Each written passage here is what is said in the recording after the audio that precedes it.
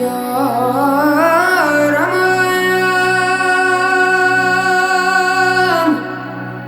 ay,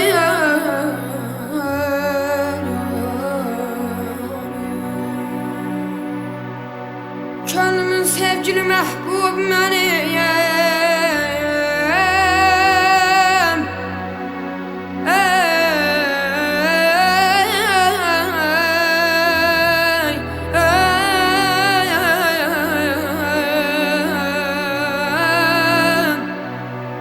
Vətənimdir, vətənimdir, vətənim. Vətəni sevməyən insan olmaz. Ay aman, vətəni sevməyən insan olmaz. Olsa da o şəxsə vicdan olmaz.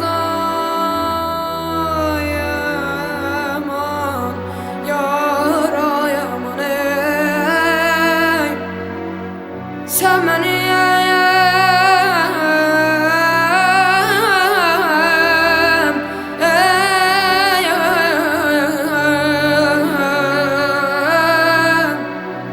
sen benim köksümdə çarpan ürəksən, mən sənin köksündə kiçik bir zərrə.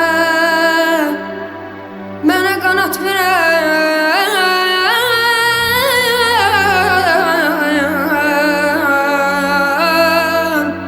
mənə qanat verən oldu diləksən. Adına özünə vətən deyirəm, çölünə düzünə vətən deyirəm.